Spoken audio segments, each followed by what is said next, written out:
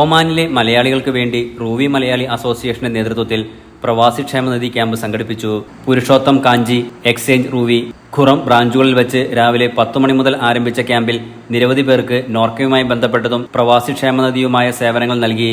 നേരത്തെ ചേർന്നിട്ടുള്ളവർക്ക് വിവിധ സംശയങ്ങൾ ദൂരീകരിക്കാനുള്ള അവസരവും ഒരുക്കിയിരുന്നു. പ്രവാസികൾക്ക് ഏറ്റവും പ്രയോജനപ്രദമായ പദ്ധതികൾ ലഭ്യമാക്കിയിട്ടുണ്ടെങ്കിലും ഇനിയും നല്ലൊരു വിഭാഗം പ്രവാസികൾ ഇത്തരത്തിലുള്ള ക്ഷേമ പദ്ധതികളിൽ അംഗങ്ങളാകാൻ ഉണ്ടെന്നുള്ളത് ആശങ്കയോടുകൂടിയാണ് കാണുന്നത്.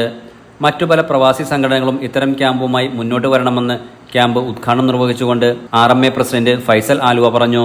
Purushottam Kanchi exchange general manager Subin James, BDM Vivek, area manager Shajahan, RMA general secretary doctor Mujeeb Ahmed, RMA treasurer Santhosh KR, Binsy Sijo, Neethu Jithin, Sujith Sugathan, Sachin, Eby Mundappally, Vinod, Lijesh, Sheethal, Praveen, Ashna Roshan, Shereena Faisal, Keerthi Sachin എന്നിവർ ക്യാമ്പിന് നേതൃത്വം നൽകി. Enlight News, Muscat.